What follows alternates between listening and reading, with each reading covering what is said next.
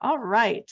So thank you everybody for being here. This is our, I think this is the first time I've talked about this. I've done a workshop on this. So on photographing your art. And actually it came up because I was, what started it? I don't remember exactly what started it, like where the idea came from, because I get ideas all the time. But it, you know, I'm on social media a lot, probably too much. And we get press releases through Art and Cake, and so I see a lot of artwork that comes in. And all the artwork that comes in is through images.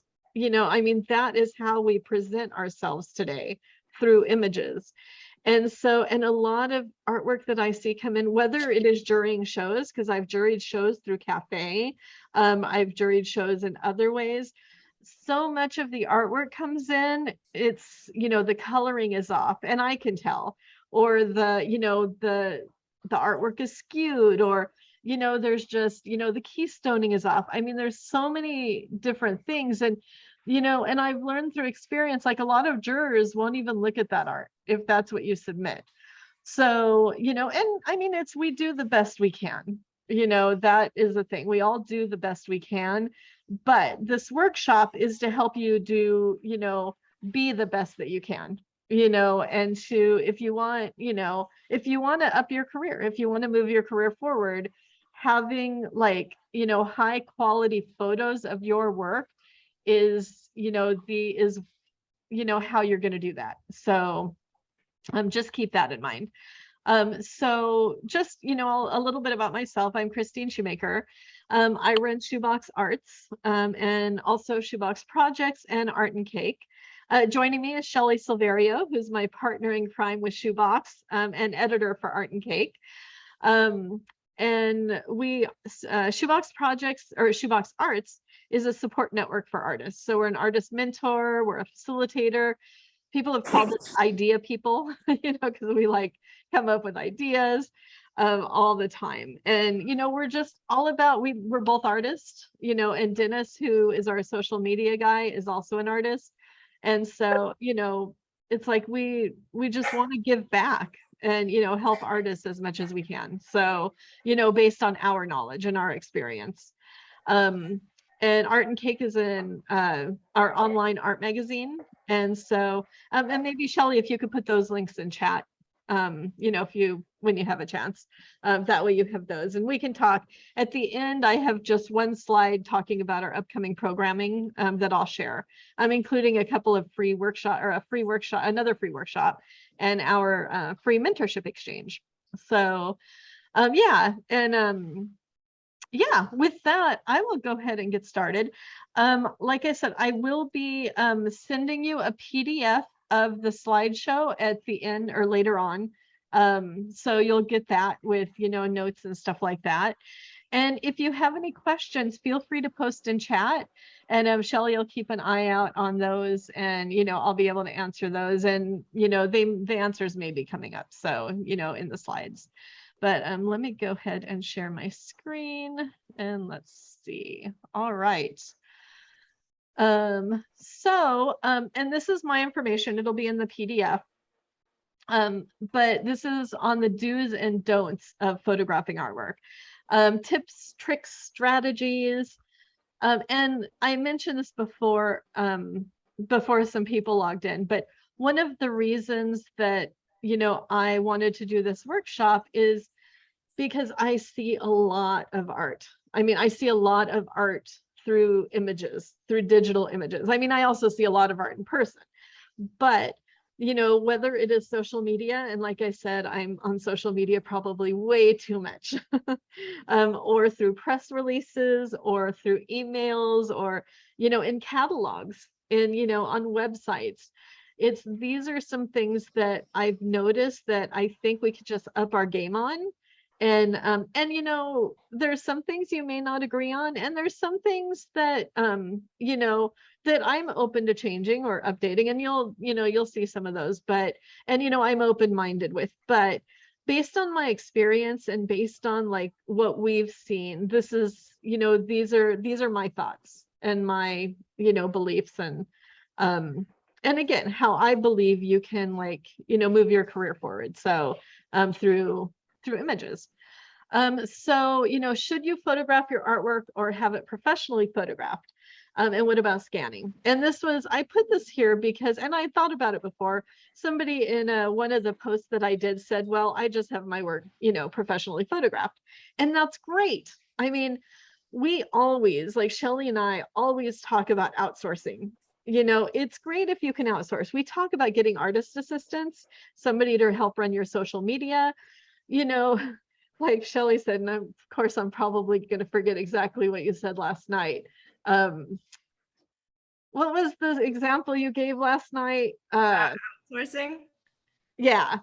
Yeah, I said doctors outsource their laundry. So just like pretend you're really important like a doctor and outsource things that you need other people to help you with so you can be really good at what Exactly. And, and they outsource it because they don't have time. It's, I mean, they're on call. It's like, how are you going to do your laundry? Same thing with dry cleaning and stuff like that. And also, I mean, not everybody knows how to do everything. I would love to outsource my cooking, you know. So it's like, if you have a chance, to find somebody who does something that they're an expert in, then great. It is extra money, and there are grants out there and stuff. There's a lot of research, but I've heard there's grants out there that you can get to pay for things like this. But then so you're photographing one series. What about your next series?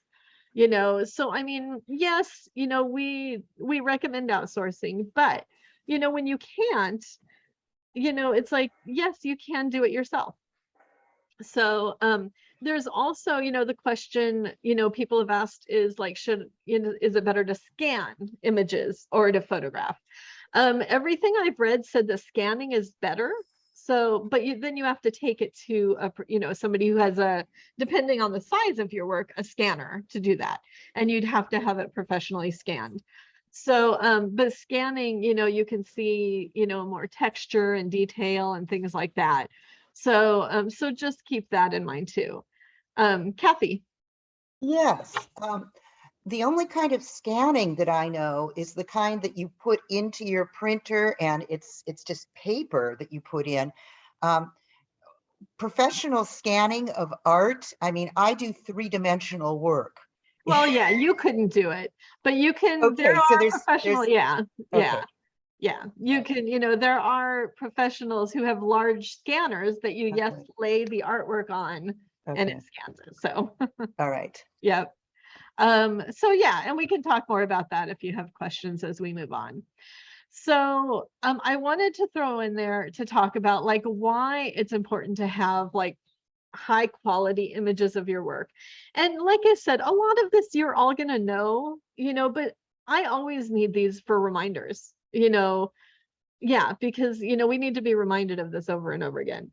And I will show some images of work that I just don't think is successful in how they're presented, because I don't think they're high quality enough. So, but the first impression of your artwork matters most. In today's age, that will most likely be a photo. Having high quality photos of your work is the most important thing you could do for your career.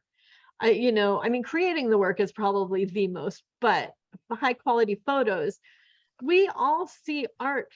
I mean, the majority of us see art first through images, whether it's, you see like a show that's, at LACMA. We hear about it through social media, through newsletters, through images first.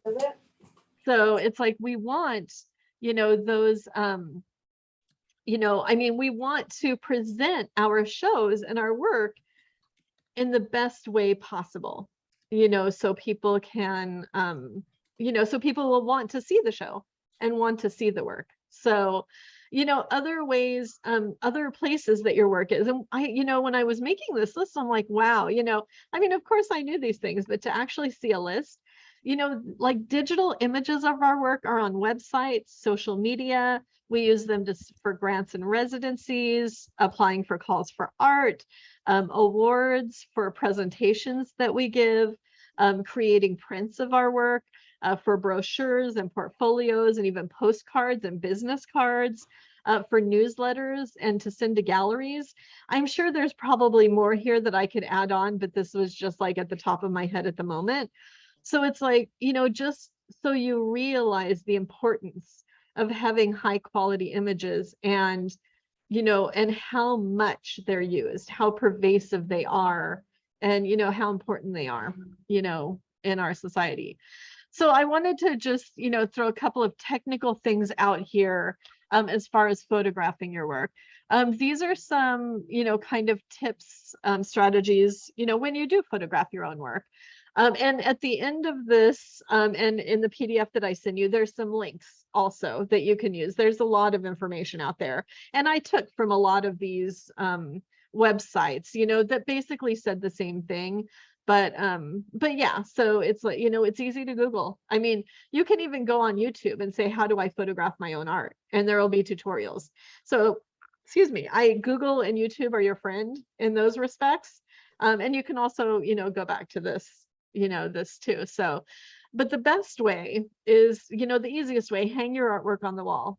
Find a neutral colored wall that's maybe white or black or gray, unless your work is, I don't know, unless you feel like your work needs maybe a red background because it fits the artwork. So, it's up to you and up to the artwork, but just keep that in mind depending on like your audience and your artwork, like the concept of your artwork. So, hang your work where, it's at the height where the middle of your piece will be parallel to where the camera is. And when I say camera, I'm using it interchangeably with your cell phone, because nowadays our cell phone has like amazing cameras. I don't even like carry around my Nikon anymore. I only use my cell phone because the camera is just so good and it has great editing features in it. So, whether you use a tripod for your camera or your phone, and I highly, highly, highly recommend using a tripod. There's so many times where I've been like, I don't know if the word self-righteous, and I have thought that, I could do this without a tripod. I'm not going to move. And it's like the photos have been blurry. So a tripod, is so important. You can, so you put your camera or your phone on the tripod and make it parallel, to the piece, and the camera's in the center. So, and you can also rest it on a sturdy, on a table or, other surface. What I did was when I shot one of my series, my Plus series, it all happened so fast. And this was, I was documenting, like, these were actually, I wasn't photographing art per se, but what I did was I put the phone on the bed and I leaned it up against a glass. And so, sometimes you have to improvise and do the best you can, but, and there's an image here of, kind of the right ways to do it. Just make sure that your camera is parallel to the image and avoid keystoning. Keystoning is where you have the slants, like it's crooked, it's like off balance, off kilter. And there are ways to fix that, but then it distorts the image a little bit. So if you can get, if you can, like the middle image there that says, okay, if you can have the camera straight, to the image, that's the best way to go. Also, just a note, when photographing art that's like behind glass or even paintings that are varnished, if you can, photograph them before framing, because it's a bitch to, to try and get them without the glare. So, keep that in mind. Just try, if you hear it now, maybe it'll stick in your mind and you'll remember for later on. So, some notes about camera settings. Once your artwork is secured on the wall, double check that the camera is set so the lens line lines up to the middle of the painting. You can also do this with the grid feature. And, some of these are we could have had this whole workshop on, on the camera settings alone. You can Google or YouTube that, and every camera, every phone is different. The same thing with editing your photos. We're not I'm going to talk just for a second about that, but some people use Photoshop, some people use GIMP, some people use the editing features on their phone. So everybody has a different way of editing. So that's where Google and YouTube are going to come in handy. You know, how do I edit photos on my Samsung Galaxy, you know, or on my iPhone? You know, Google that. And there's apps for that too that you can use. There's so much out there for editing photos. And, you know, it's a matter of playing and experimenting. And, you know, that's what we have to do, you know, in order to edit photos. But, you know, you know, this is something I've read a lot of places and it makes total sense. Set your camera's timer. You could do this on your phone too, to 4 or 5 seconds. So you won't have to press the shutter button on your phone or camera and make the camera move. And so that way it doesn't shake the image. Again, you want to make these as pristine as possible.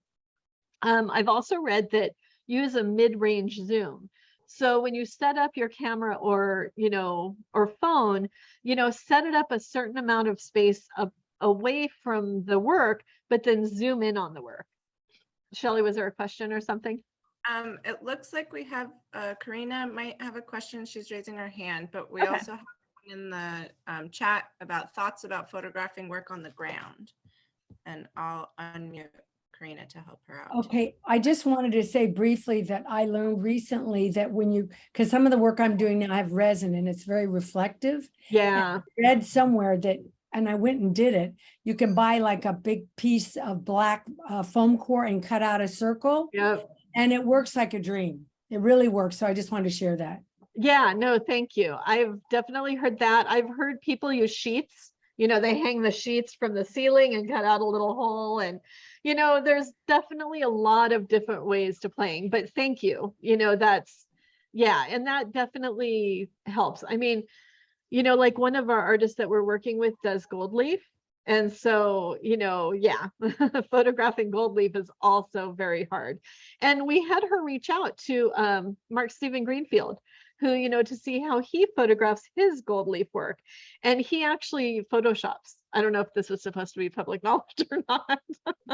So, but he does a lot of Photoshopping. So again, getting back to the editing.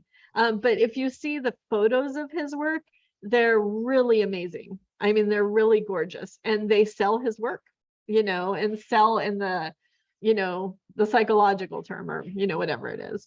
And then I'm sorry, there was another, oh yeah, Don asked about photographing on the ground. You know, I mean, you can definitely, you know, so if you photograph on the ground, then you would want to, you know, like this image here, the work could be laying on the ground, but then you'd have to have your camera directly above it. So, you know, this is not like, if you photograph the art leaning against the wall, I would not recommend this unless you're able to adjust the camera so it's parallel.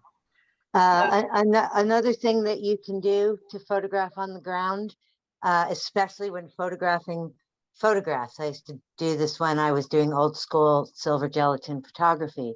You do it on the ground, but you do it in what's called open shade, like under a porch in the middle of the day. So you have as much bright light as possible, but none of it actually falling. And then you do a very tall tripod with the legs really widely spread.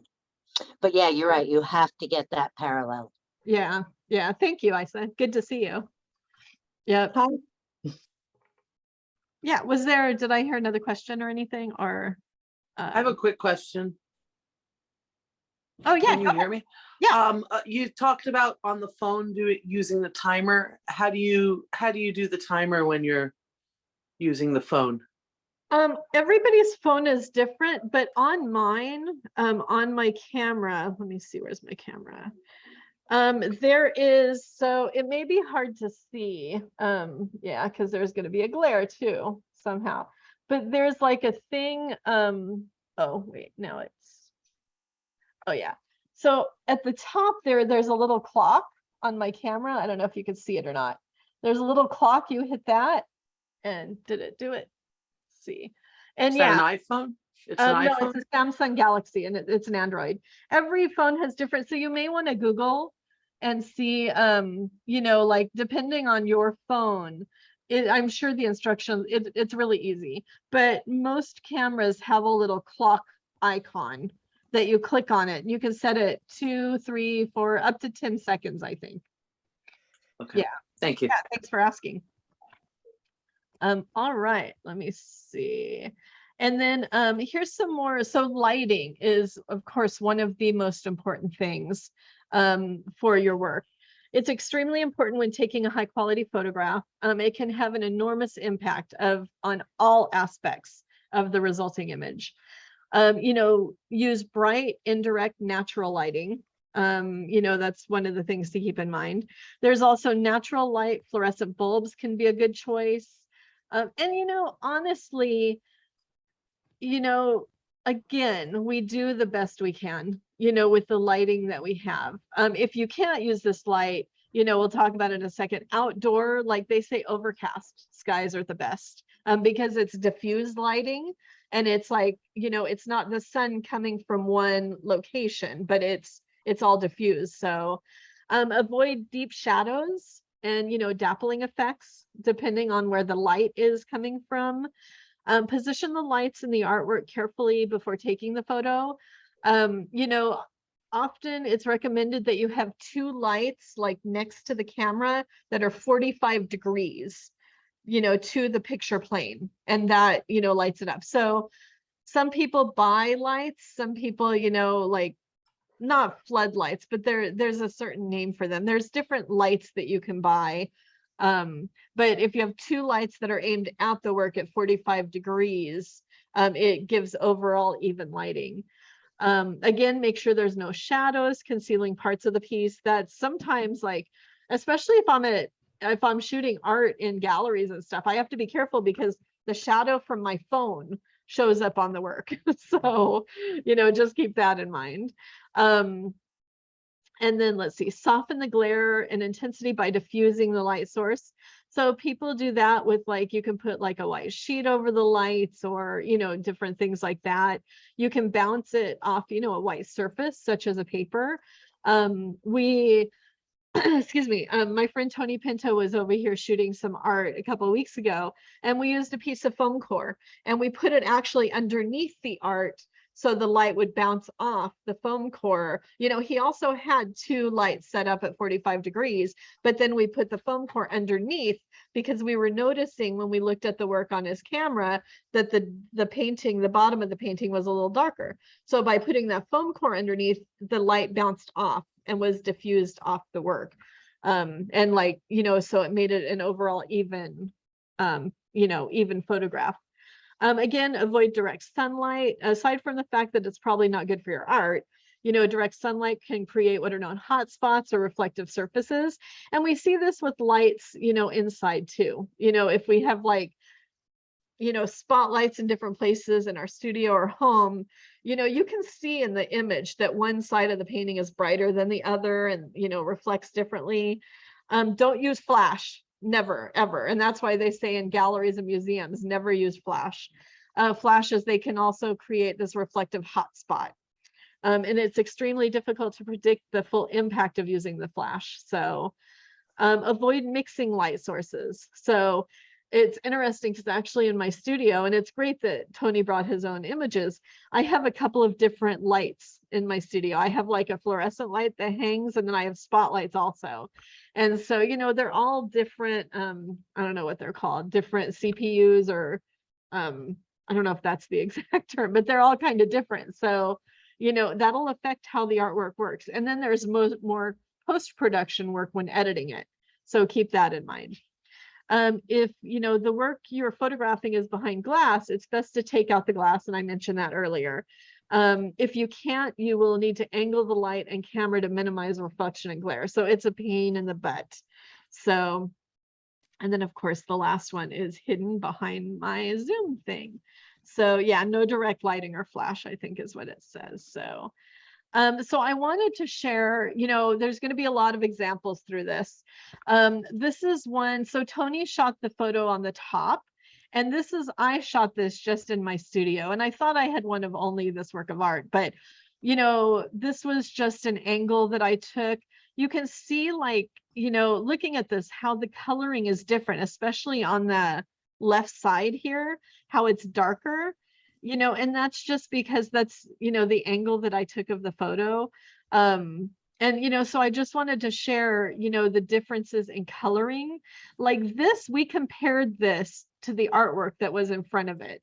And so this is the most accurate presentation of the work. This is what it looks like, you know, more in real life. And that's what you want to do, is you want to compare the image that you're taking or that you're editing to the work in front of you. So you want to have the work with you, you know, so you can compare. And there's also considerations you have to take into consideration, that every monitor is different. You know, there's ways to calibrate your monitor so that, you know, so you get the best, most consistent and real color. But most people don't know how to do that. So, and every monitor is going to be different. Every phone is going to be different. You know, so you guys are all looking at this differently than I am. And I have a huge monitor, and, you know, the coloring on my monitor is really good, but I actually don't know what you see based on your phone, based on your computer and stuff like that. So keep that in mind when editing your photos, and, you know, as far as coloring and even texture and things like that. So some more tips: don't settle on one shot. You know, this is so important.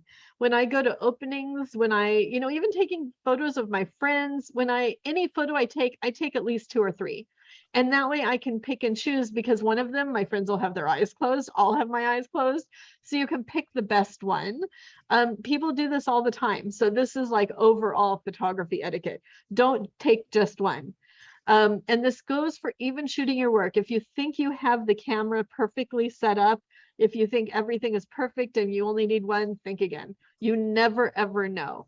So, you know, take like, you know, at least 3 or 4 shots. And it's easy to just, you know, set the timer and, you know, and do it several times, because you'll have to adjust lighting too, you know, so that way you can look at it on your phone or camera and you can see what the light is like.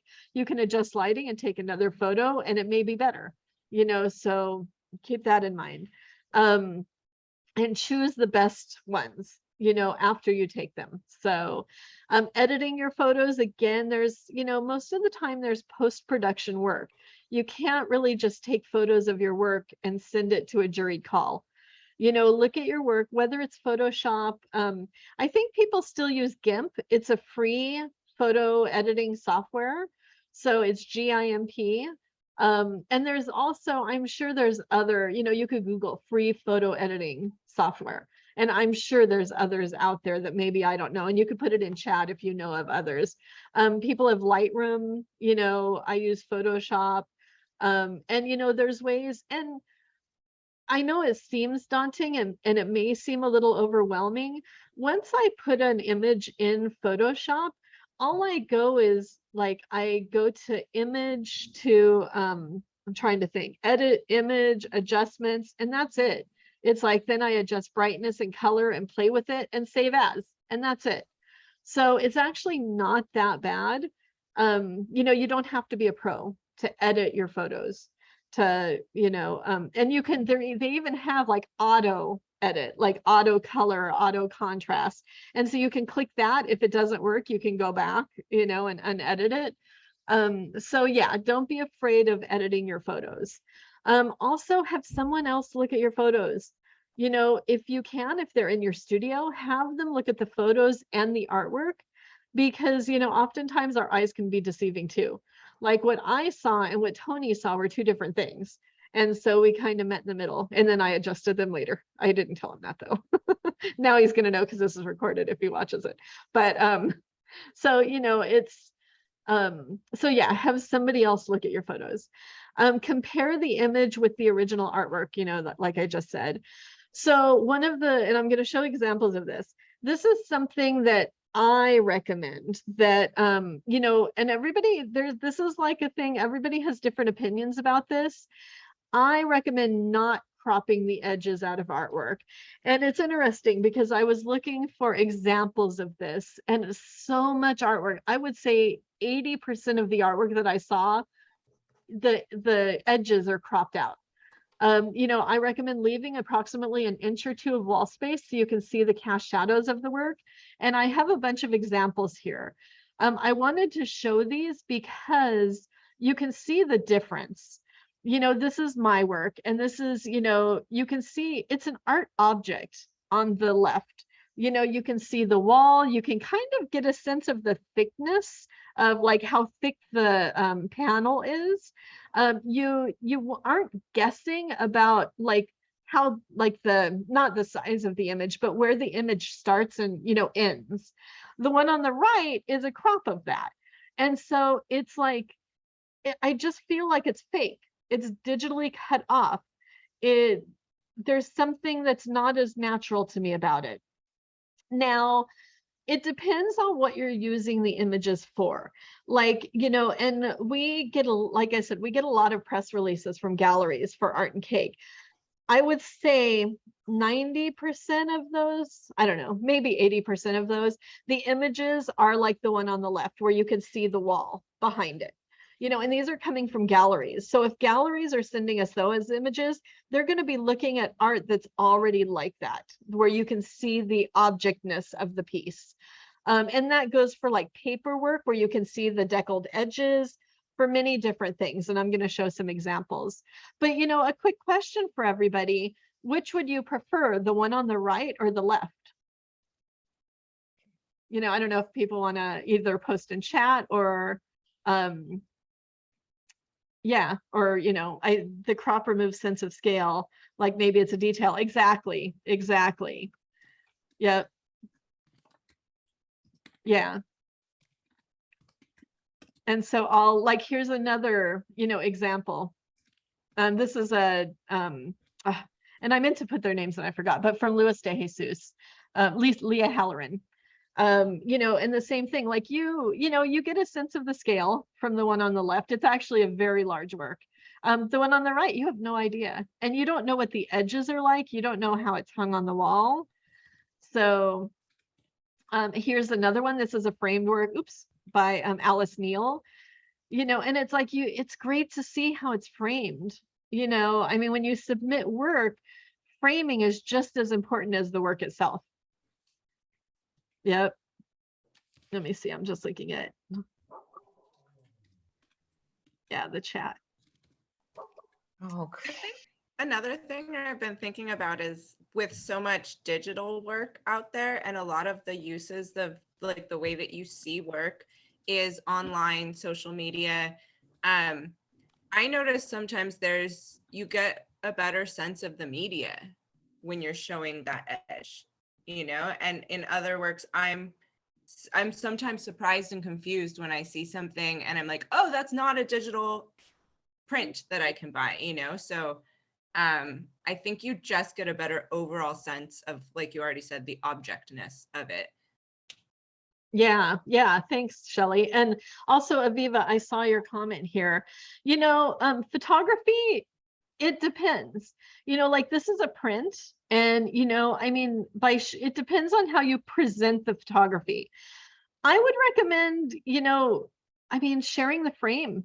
You know, sharing it framed. Shelley, are you going to comment? I saw your face. Yeah, well, I was thinking about it because I'm thinking about social media. Like this is the way that we are consuming images all the time. And of course, if I'm following a photographer account, I'm going to understand that. But when you have work in a gallery, it's really great for me to see how you framed that work and that work on the wall. So like, I would definitely say a mix of those images in that way, you know?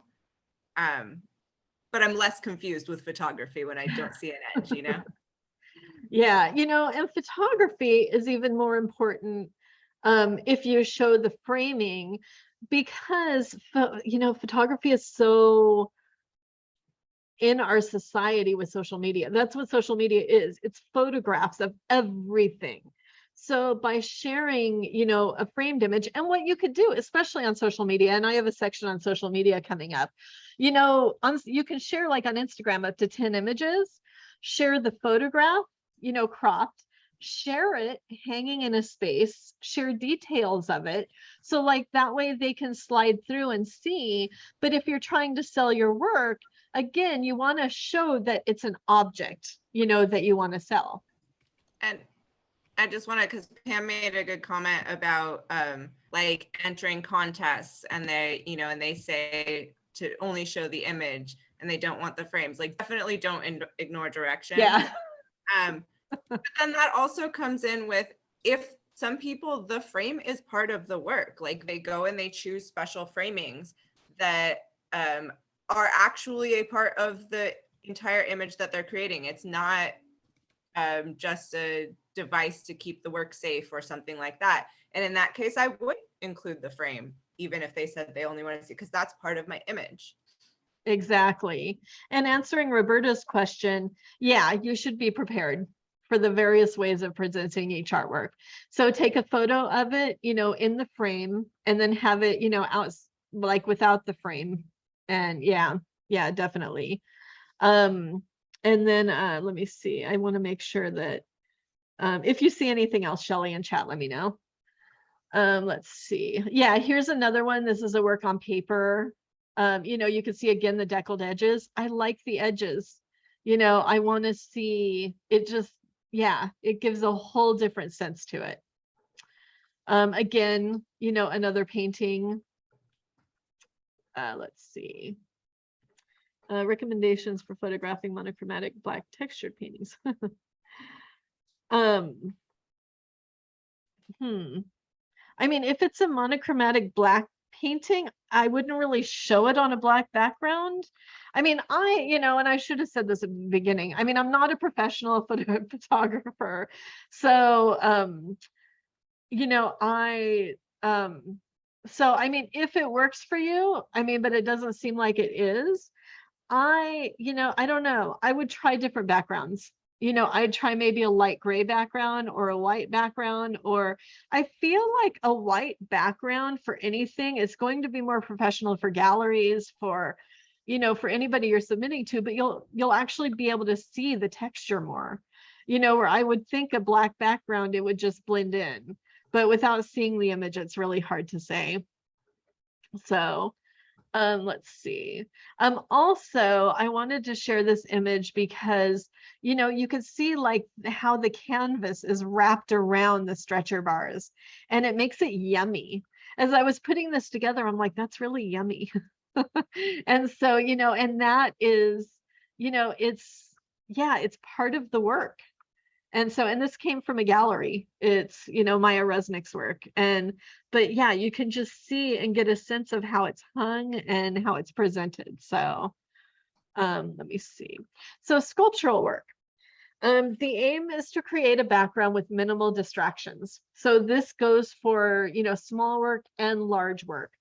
You know, and trust me, I see a lot of sculptural work with, like, you know, doorways or, you know, things in the background that like the artwork blends in. So, you know, for small work especially, and even large work, place the work in front of a neutral background.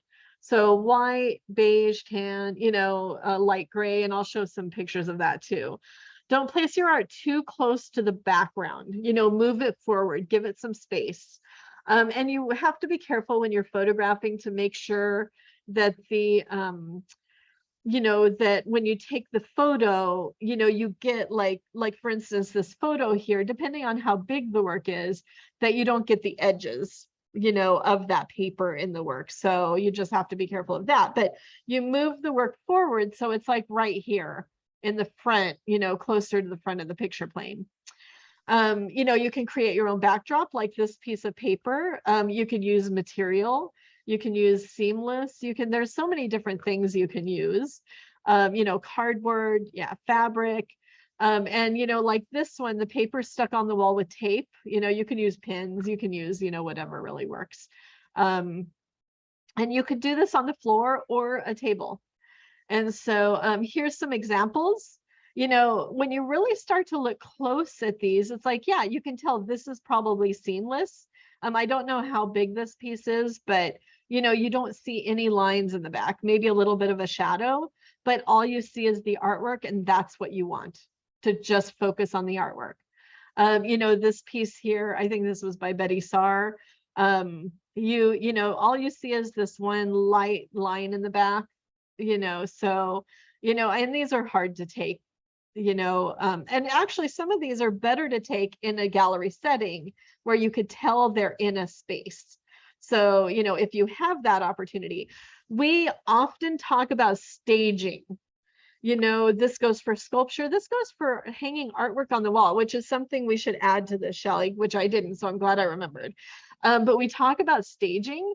If you have a studio, you may need to actually move stuff out of your studio. So you have a white wall and you have like a concrete floor that you could photograph work in as if it was in a gallery. And you photograph that work and stage it. This goes for sculpture. This goes for work on the wall. One of our artists is creating this installation and we recommended she clear out her studio so all that you have is the installation, and you take installation shots of it. You don't have to wait for it to be in a show. If you have a friend who has a storefront or of somebody who has empty space, you may need to put the work in and take the work, take the artwork to the space and take photos of it. That's what friends are for, right? So, but yeah, keep that in mind, staging, because again, I will say this over and over again, having high quality, and when I say professional photos, we can take professional photos. It doesn't have to be by somebody. So you can easily take, professional photos of your installation in like an empty space. So keep that in mind. A couple of other sculptural works, so you can see, often we look at these and we're like, how did they take those? That's because of lighting, of course, and like a seamless or, piece of paper that's just taped on the wall. It's like, I tried to find examples of like this, and then, of like that, like the work in progress of shooting a sculpture. I'm sure there's more out there, but I didn't look hard enough, but you can barely see the line in this, but all you're concentrating on is the sculpture. And the same thing. Oh, I'm sorry. What's There's just a couple questions in chat before we get Yeah. to Joy. I don't want to ignore your question, but I did do a quick Google search. So if you Google search white balance, setting the white balance on your iPhone, you'll come up with a few things. The other one's regarding sculpture. If your sculpture is intended to be outdoors, should I still photograph it both ways, outdoor and gallery style? I would. Again, have as many different images as you can. Have as many different views of your work. And we'll talk about that in a minute also. Yeah. Oh, go ahead, Charlie.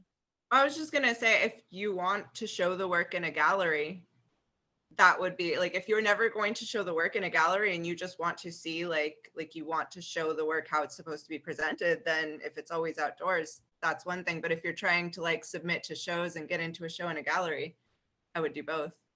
Yeah, exactly. And yeah, I see Kathy's question for lighting and shadows. Good question. Almost the same thing with photos. You probably want to have, a couple different light sources and play with where you want shadows to lie. Like for instance, this piece here on the left, you can see the light sources from this side because there's the shadow in the back.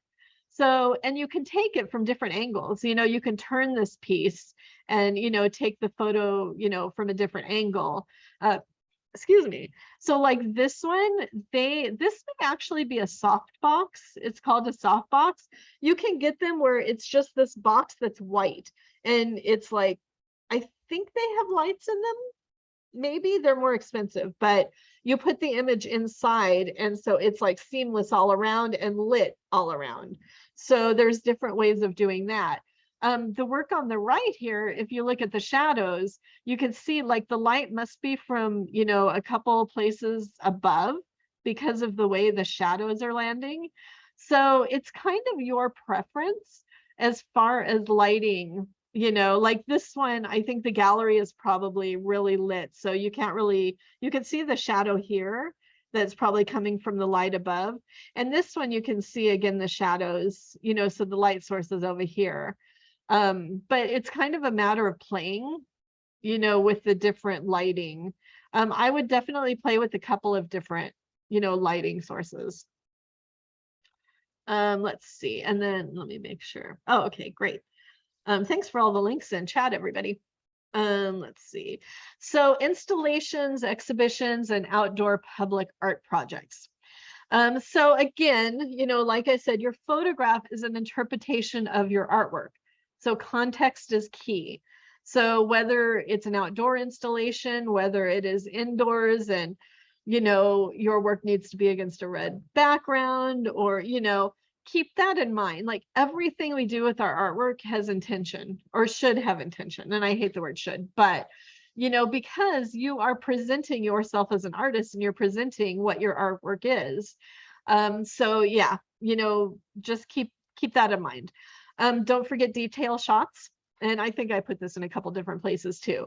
You know, like I said, I recommend taking, you know, shots of, you know, of any artwork, you know, photos or, you know, painting, 2D artwork, 3D artwork, installations, you know, from different angles, you know, and details, you know, yeah, totally different. And you can use a wide angle lens, you know, to get as much space as possible.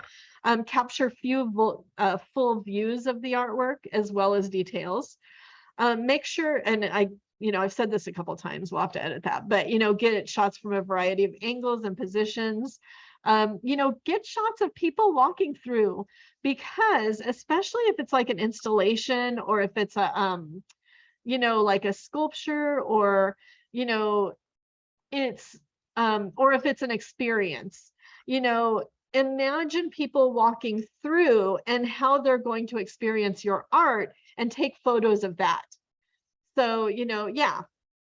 You know, from, again, many different views, make sure your photos can document that aspect of an installation or a sculpture or a painting even. You know, and sometimes even for paintings, I recommend almost getting against the wall and getting like an angle, a side angle, so you can see like how thick the paint is, or you can see the paint dripping over the side, and it depends on your artwork. So, you know, think about that in terms of paintings. Be very aware of the backgrounds that may exist within the space of the installation or sculpture. Make sure to avoid elements that may distract from the piece, like for instance, doorways, unless it's set up, unless it's on purpose. Or be sure to include them if they're part of the piece. I also, when I take like installation photos or sculptural photos, I wait until people walk through. You know, and something else as far as photographing, have patience. I know, like, you know, oftentimes, and I do this, I go to openings and I take photos as fast as I can because I'm talking to people and then I have to leave. And, you know, but try and pause, try and slow down, and, you know, and look at the work. And, you know, and I mean, this goes for, and I say a lot of this as far as when you go to openings, taking photos of other people's work also on top of your own. But, you know, yeah, just slow down and pay attention to like what is in the surroundings. You know, let's see, sharing the context inside of the work, you know, is really important. And we'll see some examples of that as far as like public sculpture. They, you know, some of these elements portray the scale of the piece, you know, which isn't always obvious when the work is photographed alone.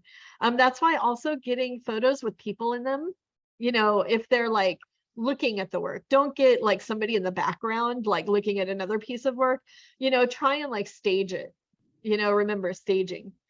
Let's see, invest in a tripod, you know, and they're not that expensive. So there's a lot of different types of tripods, a variety of perspectives, and think about what you're hoping to convey, you know, what you want your viewer to see in the photos that you're taking. So here's some examples of like shots of, you know, exhibition installation. You know, this is really great because it shows the scale. It shows the, you know, the room. This is Leah Halloran again at Luis de Jesus. It, you know, yeah, it's just, you know, and do this for your artwork when it's in exhibitions. You know, think about if you're in a group show, you know, depending on where your work is, get it in context with other work. You know, get people looking at your work, you know, and I know we forget it and often don't think about it. So that's why I'm just kind of putting it out there again, you know, just pause and think about it. And these are works to also share on social media, you know, when you do that. You know, another work of, I love this piece because it's like the installation, this is at LA Louver. And also you can see some of the outdoor work too.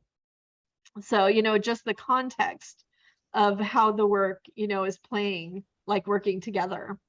It's really interesting. I didn't even realize this, but this, I mean, it's not, but this could be Camilla Taylor's work too. I didn't even think about that. And actually, this is Camilla Taylor's work. I forgot I put this in here. I love like this photo because you get the interaction of the work. You know, think about, and often like we think about this, and this is how shows are curated, what conversations are happening between the work. And of course, this is all of her solo show at Track 16, but think about, you know, if it's a group show or, you know, or your own work, like what conversations, like put works together and stage a photo that the works are having a conversation. For my show Perceive Me that just came down, I hung work where I was looking at myself in like in another artwork. And so, yeah, just like playing with different conversations that way.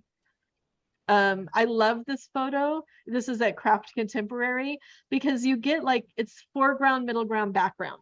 So when you think about perspective, you know, you get this wonderful, you know, hanging piece in the foreground, Anne Weber's sculptures in the middle ground, and then, you know, this other, you know, lovely sculpture in the background.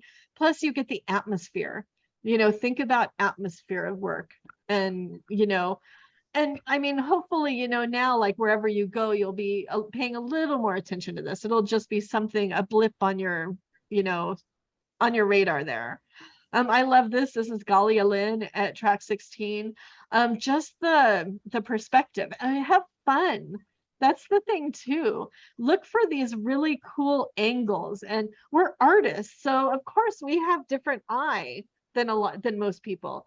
So it's like, look for the commonalities, the symmetries, the asymmetry. Look for, like, again, foreground, middle ground, background. You know, this is just a strong photo in itself, you know, because of how it's portrayed. Another detail of a photo, this was at Angels Gate Cultural Center.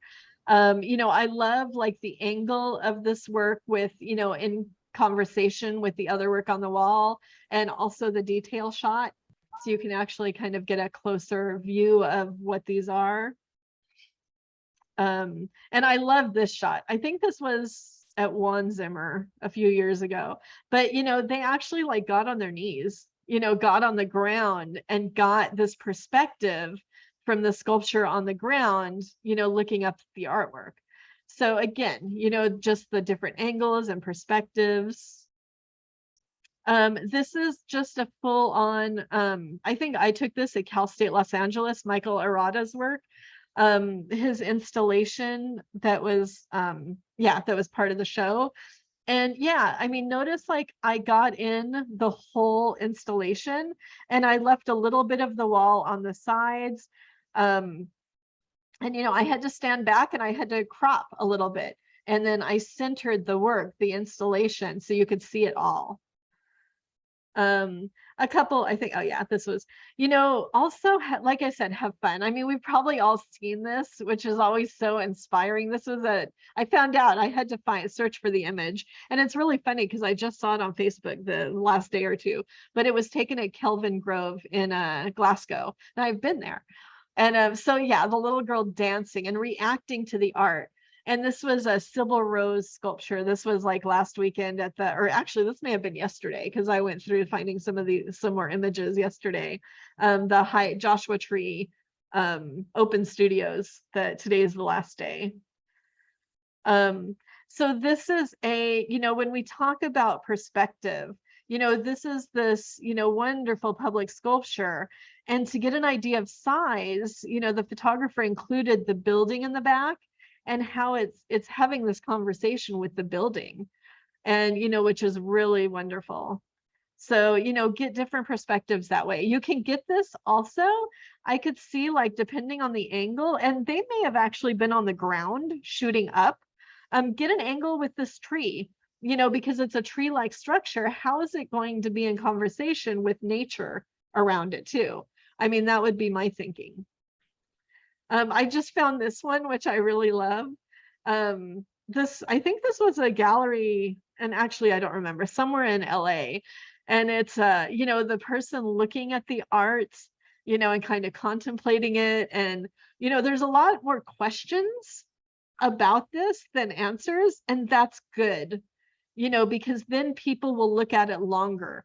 And especially on social media, you want people to look at your work longer because the algorithms, the way, and the social media is this whole other animal, this whole other workshop, but the algorithms on social media, the longer you stick on like an image or an account, that's why I put slides, put more than one image, or put reels or videos. The longer you stick on an account, the better. So, so yeah, I mean, this is just a fantastic image. So moving on to social media. Oh, yeah. Before we go, I just want to go back to the chat a little bit. Yeah. There was a question about like what to look for in a tripod, which we actually got some good responses back from the community Oh, as good. well. So I would like go in and look at those responses. I think they're pretty good, but I think the main thing I was thinking about is like, what are you trying to do? So just some personal examples. I've got one that like attaches to, you know, it bends and stuff. And so I can stick it on a chair. I can stick it on a tree branch. I can, you know, it works for me in my studio and finding interesting ways to do that. And it has an attachment for a camera or for my cell phone. There's ones that have little buttons.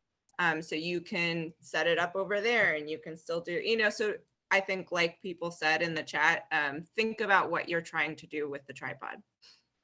Totally. Thank you. Thank you. And Loretta, I see your post also. Oh, and you probably saw June's comment, Shelly, about can you link to the bendable tripod? Find a link for that. I'll see if I can find that. Yeah. Yeah. Loretta, what I did, so it's so funny, actually. A friend of mine is in Florence right now, and she was just talking about she went to see, or no, she missed getting an appointment to see the David, Michelangelo's David at the Academy. And I remembered, and somebody else had commented that when they were there last, like somebody got kicked out because you're not supposed to take photos of David. Or the Sistine Chapel. And I was reminded that when I went there, I actually I was carrying my camera and I held it down, like my arm was straight. I held it down like, you know, it was like very, I mean, you could tell I was taking a picture, but I was trying to be secretive about taking a picture.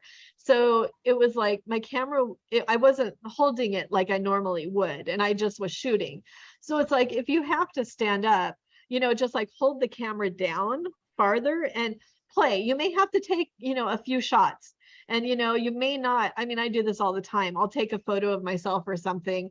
And like when I was shooting my shadow photos at the residency, you know, I couldn't see because the sun was in my eyes. So there were shots where I was only half in the photo. I had to keep taking them. So, you know, play with it, like hold the photo, you know, hold your camera or phone next to you. I mean, there's different ways of doing it. You know, you can also have somebody help you, you know, with shooting, you know, if you're with a friend or kids or something like that, say, hey, lay on the ground and shoot this, you know, looking up. Outsource. Yeah, I like that. Also, I know we're moving on to social media and stuff, but I want to go back to Aviva's comment talking about taking photos of other people's work in shows. Do you have any recommendations on how many to show? I want to post in order to help friends, but not too many because I want folks to actually go to the gallery and see the work. Yeah. I was just going to say, I don't think it's a matter of like an amount of photos. Like you've mentioned in some of these photos, if you take a really great installation shot of a show, that in itself, you know, that's one photo and that's going to draw people in. However, like if I see that there are like 15 images of really great work, I'm going to go because I want to see those. I want to see that work in person. I don't think it matters that I've seen 15 images of it. That doesn't stop me from going to, that entices me to see the show. Totally, totally. And that's a great question because I went, last night, Shelly and I went to, we saw Samantha Fields and Andre Yee at RDFA, and Joey Feldman at his solo show on Venice Boulevard. And then we got to see Ochi. We got they had closed at 5 and we were there at 5:30 and she heard us talking. So she opened the door. And I shot at Ochi, I shot 2 or 3 photos, and then at Samantha's, I shot maybe 5 of her works, and then I actually ended up getting one of Andre's, and I ended up sharing one of each. And then I shared a few from Joey because we're working with him, and but and I got a few great ones from Samantha, and I may do a separate post for hers. So it kind of it's really up to you. There's no hard and fast rule. And, honestly, we're artists, we're rebels. There's no hard and fast rules for any of this. It's again, we do the best that we can. These are just tips and tricks that'll maybe be on your mind that you'll think about, moving forward when you, photograph your own work and other people's work. Again, like I said, on Instagram, you could share up to 10 images. And so, in a slide. So it's if you go and see one show, share 10 of your favorite images from that. Use that 10 images. Why not? You have the space. So hope that helps. Let's see. And then I see another, can you discuss what it means when a call for art talks about RBG color? And no. I kind of mentioned before that could be this whole other workshop, and I'm not an expert on Photoshop and RBGs, or DPIs and stuff like that. There will be links at the end that actually there's some links on resizing work, which includes editing for color and things like that. So you'll be able to find some of that. But I recommend using Google and YouTube on, they're your friend in those respects. So that's not something, I play around with it. I'm not with changing RBG and CMYK and, stuff like that. But thank you, Stanley. See, there we go. See, the collective. Yeah, perfect. Awesome. Let's see. Okay. So for social media, I wanted to share some, social media is different for sharing art than applying for calls for art, posting your work on websites. It's just as important. So, I wanted to share on social media, you could be creative, you can have fun, share animals in your work. It's so funny. I saw this from Julie O'Sullivan yesterday, and I'm like, oh, perfect. And then that's Joey Feldman, and I found that with his cat, or no, somebody else's cat, I think. But these are great. Cats and dogs get attention on social media. Don't be afraid, to share your work with animals, and it gets more attention on your work.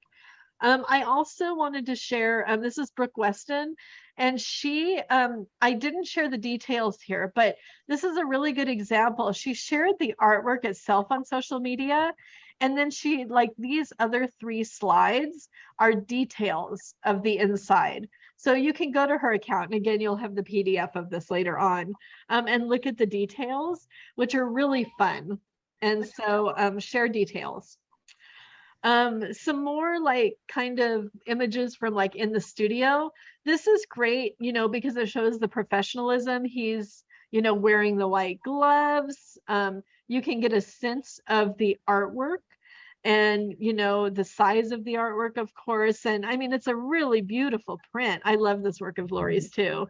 And, yeah, just very professional.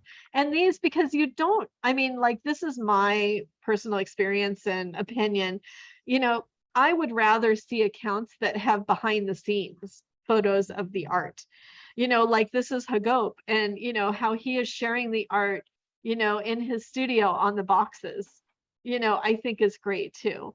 So I wouldn't submit these photos to a call for art, or anything like that. But, for sharing your work on social media, be creative. I have some other creative ones coming up. Winnie Brewer posted this for the Joshua Tree, and I love this, the Joshua Tree Open Studios, you know, all of the work laid out. You know, yeah, this is just so much fun.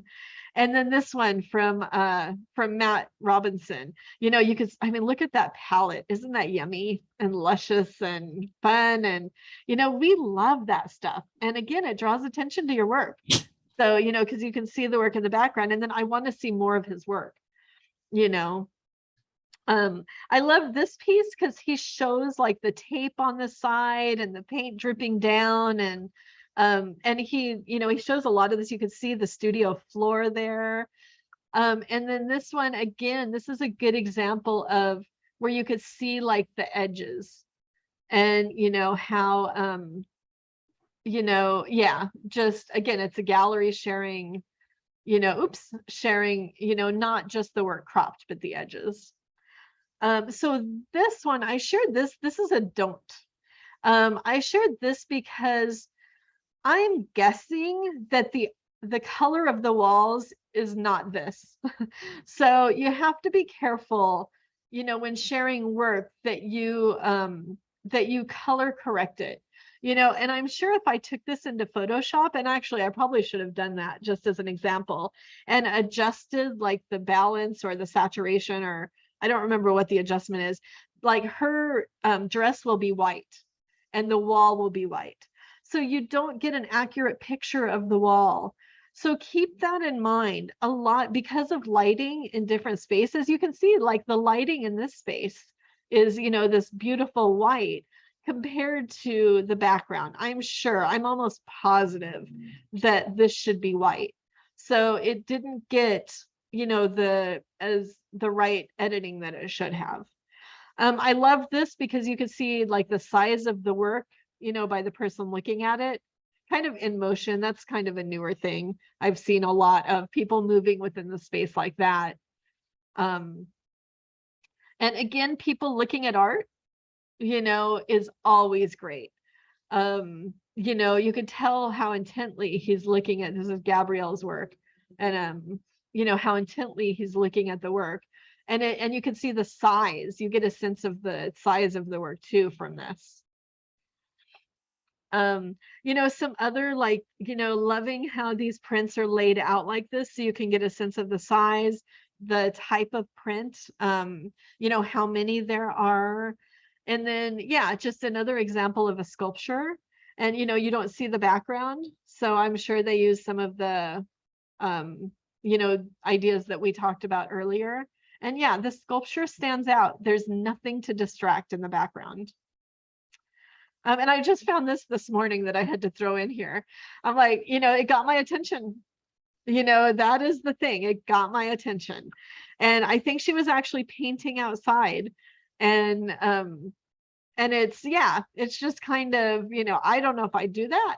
I mean, especially my feet would be killing me from standing on the rocks like that, but in bare feet, but, you know, but it got my attention. So, so here's some more do's and don'ts. And before I guess before I go on, is there anything else on social media that I should, any questions or anything that anybody has mentioned, or I'm sure you'll let me know, Shelley. You're muted if you are talking. Yeah, I have a question. Just Oh, some yeah. people, some people say you should have one account with Instagram that's just your artwork, and then have another account that's got other fun things. And I wonder what I sort of mix it all up. I don't know if that's I only have I one. mix it up. You know, and it depends on who you are, what your goals are. You know, there's some people that just want it as like a store, you know, and that's it. Early on, like my professor and mentor at Cal State Northridge, Samantha Fields, who has the show at RDFA, you know, she said her collectors want to get to know her. And so, you know, by having an account that has, you know, kind of, I mean, she doesn't share really personal things. She shares her cat, you know, she shares when friends come over, you know, stuff like that. She shares kind of her life in a general way. And collectors like that, you know, because they're not just buying her work, but they're investing in her. So that really, really stuck with me. And, you know, and that's what I've done. There have been artists that we have recommended who like do different things, like who want to start an Etsy shop or you know, with like products and stuff like that. And I've seen different people doing that where that's where the focus is. But for me, you know, it's like just one account. And- Shelley, are you gonna, or do you Well, have it looks- No, I agree with you on Oh. that. I like mixing it all up. yeah. We also have, how do you feel about works in progress shots? Do they have to be shot with the same care as final artwork? You know, I don't think so. Because you're mostly sharing them on social media. So again, have fun with them. You know, just like these, you know, like this is a work in progress. You know, he's showing his table, he's showing, you know, the tape on the work. And then here, you know, with Maddie, he's, you know, this is totally work in process in the studio, you know, which I mean, studio shots are so fun. And I think, yeah, those are all finished. But no, I mean, you know, social media, because we oftentimes get so stressed out about having to post on social media and everything being perfect. Social media, it's okay to be more raw. It's okay to have fun with stuff. So yeah, I wouldn't worry about that.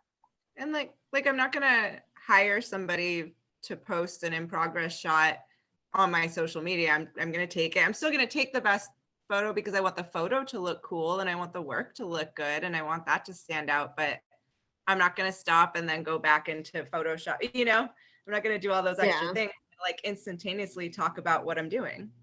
Yeah. You know, for me, and this is because I do it a lot and it's, you know, for a long time, I'll go in the studio and I'll see a fun photo and I'll take it and I'll post it and it takes me 2 minutes. You know, sometimes I'm not quite sure what to say. Sometimes I'm like, maybe I'll ask a question. And, you know, that's okay. It doesn't have to be perfect. It doesn't have to be this perfect thing. The biggest thing on social media is that you continue to be active and you show people that you're active in your studio. And, you know, behind this, I mean, I like sharing behind the scenes shots and I like seeing behind the scenes shots. And then when you see the finished work, it's like, oh, wow, I never expected that, you know, and it actually makes me want the work. You know, so it's like it makes me want to, you know, keep watching that artist and keep an eye on things. So and I saw something from Aviva. Talking How about often? Huh? So I was just gonna say, paraphrase, she's talking about how often to post the same image. Yeah. You know, I say like definitely not back to back. You know, oftentimes because like we're in a show or something and we, you know, we want to promote the show. In that case, what I would do is share details of the image, like different details of the image.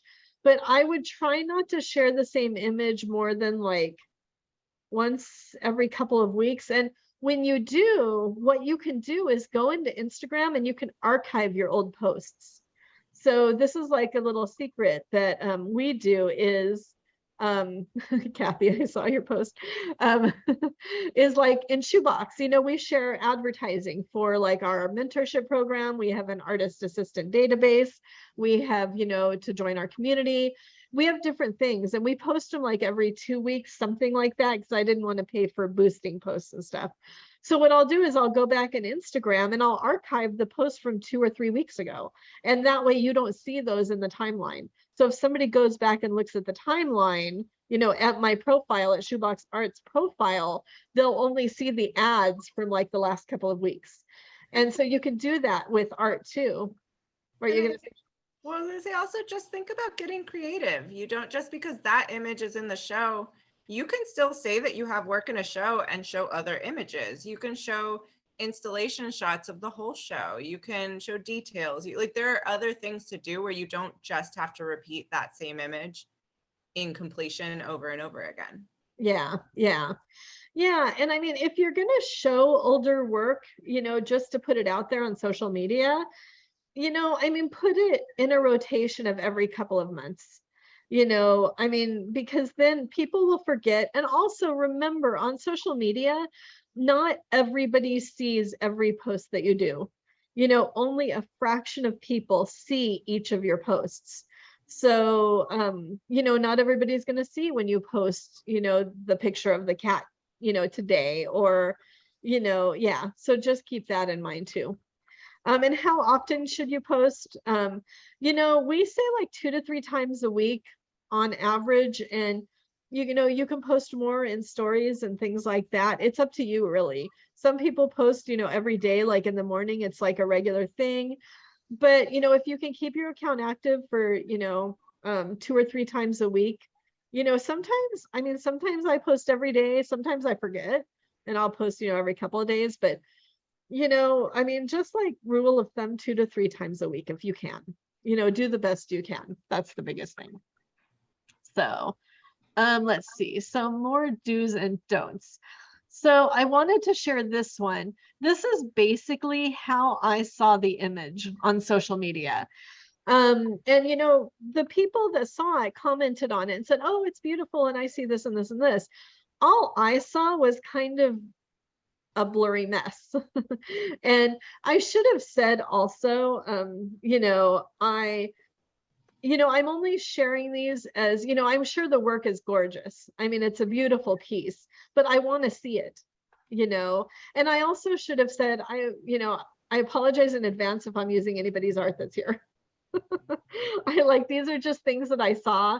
And like I said, I want to, and I don't remember who some of these are also, but, I just want to help you, to be able to present your work, better. So, but, I want to see this work, I want to see the detail. I want to see the, the brush strokes and the drawing, and, I want to see it.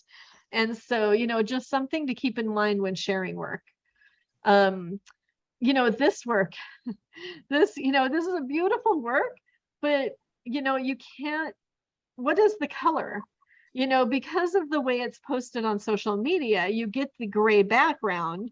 Is this a detail of the work? And they didn't say in the post.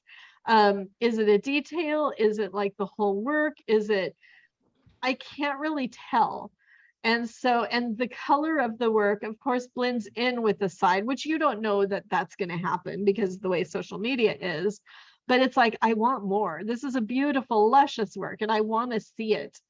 So, also, like when sharing work, when posting work, I recommend, and these are just like things that I think about. Sometimes I may have taken this picture actually, but, I'm sure they did this so there was less glare, especially when you're taking work in a gallery or something. But I don't like the angle. I don't like how only like part of the frame is in it.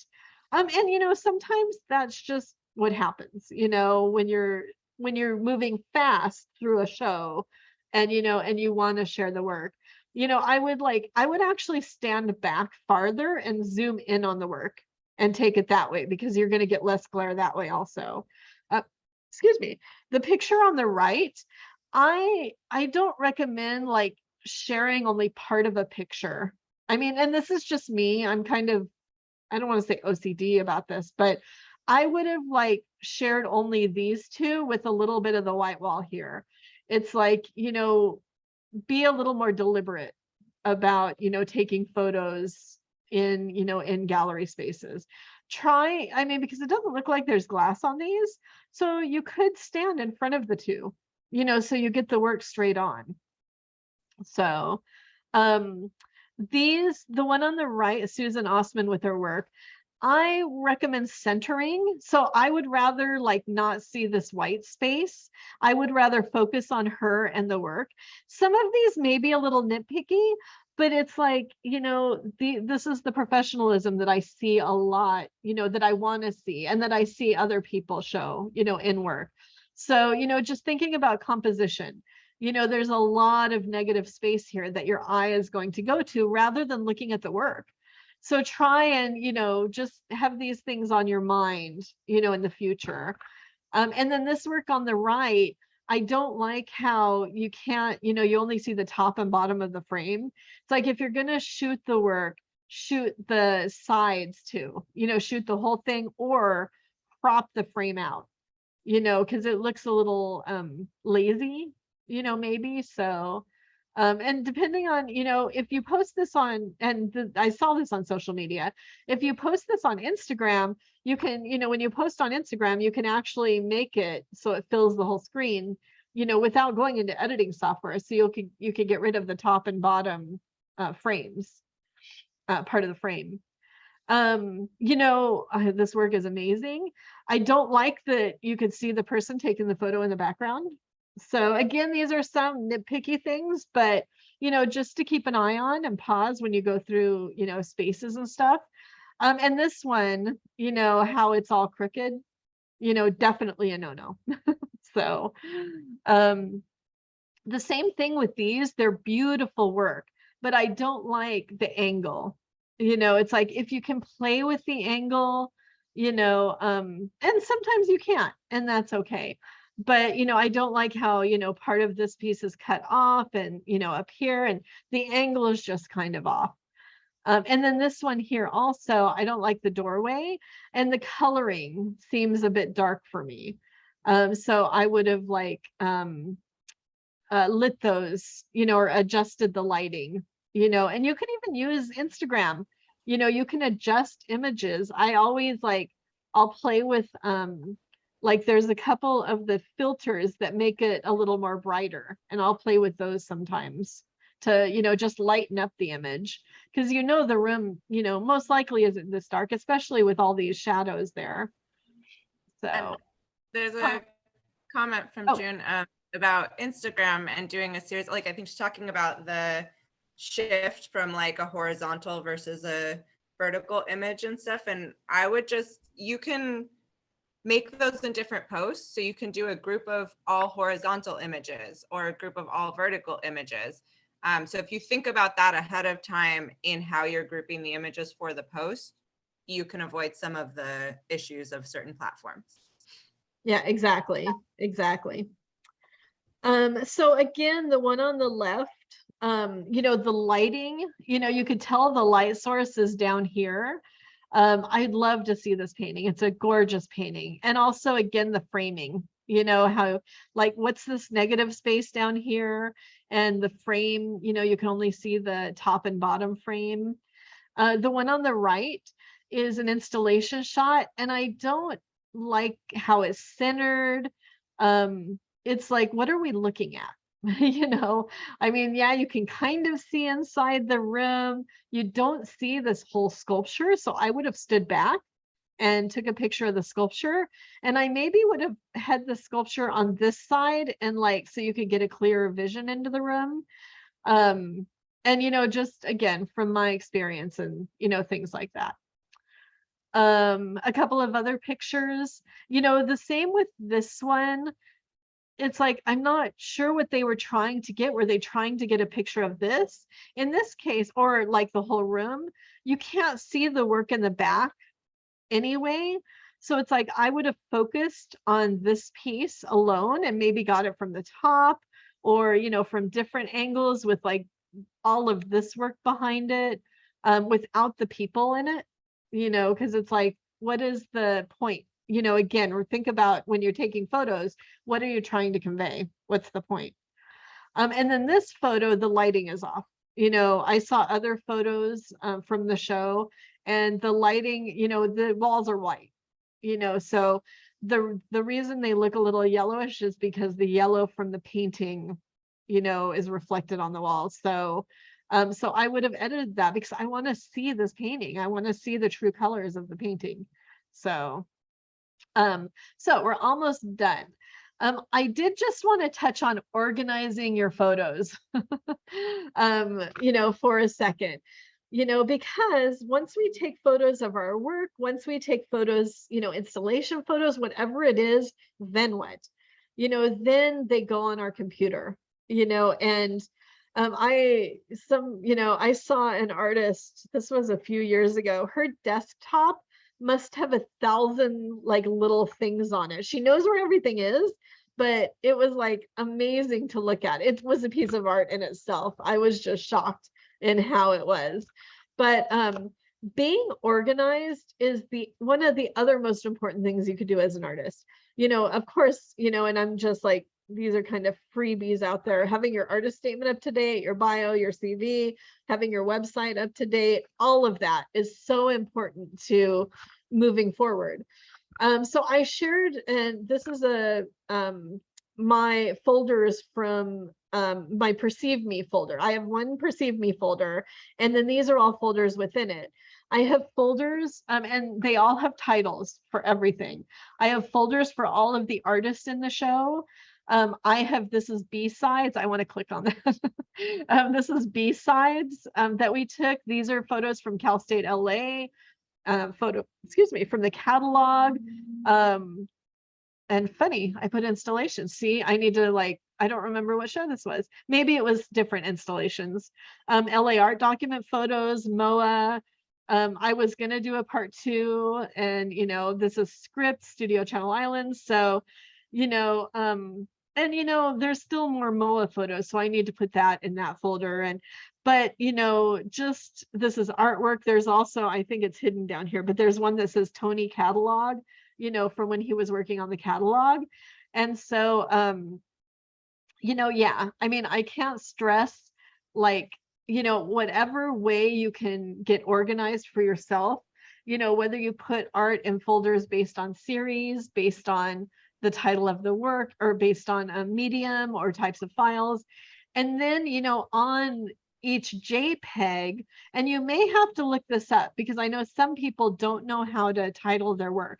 You can change the title on JPEGs. In fact, we should include this for next time.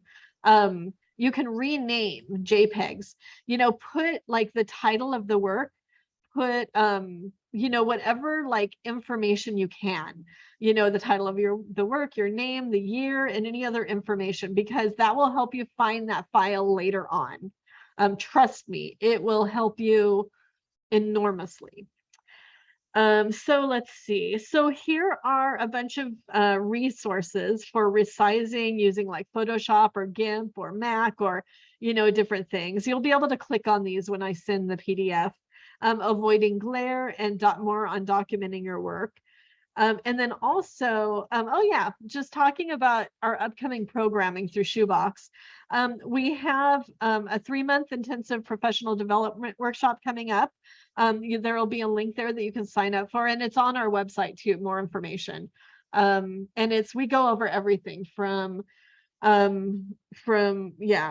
goals, business planning, artist statements, getting a gallery, creating your own opportunities, kind of whatever an artist needs. So this is the 3rd time we've done it, and they've been so successful, and we've met some amazing artists. So we have another free workshop coming up that's similar to this, called Networking for the Socially Anxious Artist. So that'll be fun, and this is a link to sign up for that. We also work with artists on a monthly basis. We meet with them once a month, one-on-one, Shelly and I, and we have speakers once a month. We have an artist meetup where it's we talk about anything and everything.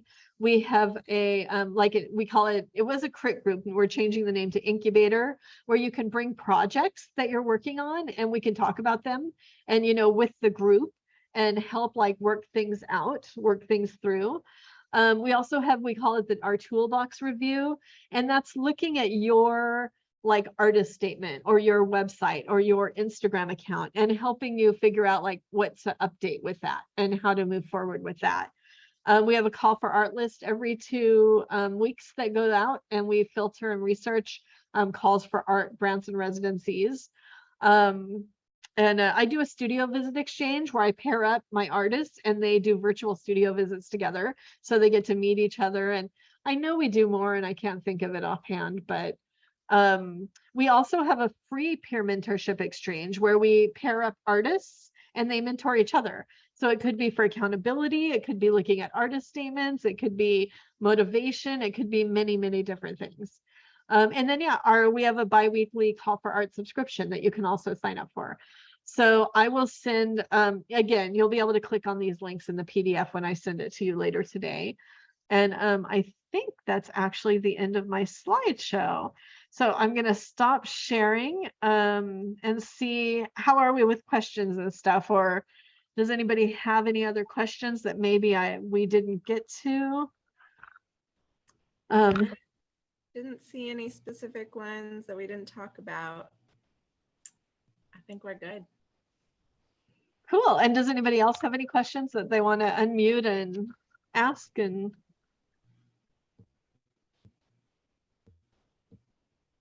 I think, Sky, it looks like you're talking, but we can't hear you. Oh, there you go. If I try like that, can you hear me now? Yeah, yeah. Yeah, I have a question, two questions. When going back to when you were talking about lighting, what's your opinion on using a ring light, which is a tripod? I use it a lot for my acting, and I was wondering if the ring light would create good lighting for photographing. You know, that's a really good question. I mean, I'm not an expert at the lighting, so I think it would depend on how it's diffused and how, I think you would have to experiment with it. If you already have a ring light, it's like play with it and see, you know, put it in front of the art and just make sure you don't get like that spot, you know, the spot. You'd almost need two at 45-degree angles, you know, to cover your work fully. And it depends on what you're photographing, but I don't know if they're also bright enough. And then So- I guess that was my next question, playing with the warmth and the, you know, you can change I don't know what it's called, but like 4000K, 3800K, you know, whatever, to make it more yellow or more white. So what would be I guess I have to kind of figure that out. I have another question though, also, about signatures on art and photographing. I have a lot of old work that I'm, you know, trying to photograph, and I realized I hadn't signed a lot of my stuff. And now when I'm finished with a piece, I sign it and I date it. But one of my intentions is also to license my art. And I was just wondering about, you know, the images with or without signatures, how that fares in the marketplace. Yeah, you know, really good question. Signing your work, I think is it's a personal preference. You know, I sign the back of my work because I don't want the signature to take over the work. And that's just me. So I sign the back of it.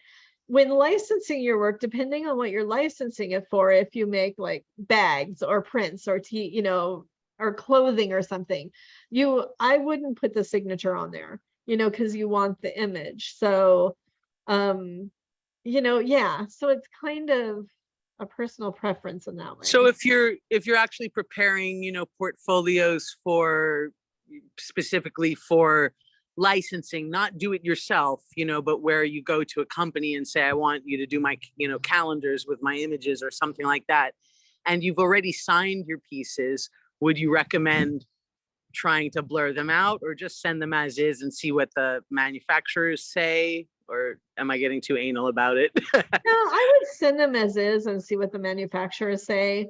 You know, depending on how the image is, maybe it's something that can be cropped, you know, out, or if it's for licensing, depending on, you know, or if it's calendars or, yeah. I mean, on calendars and stuff, I do see work with, you know, with signatures on them. So yeah, I think it depends on the company too, what they would want.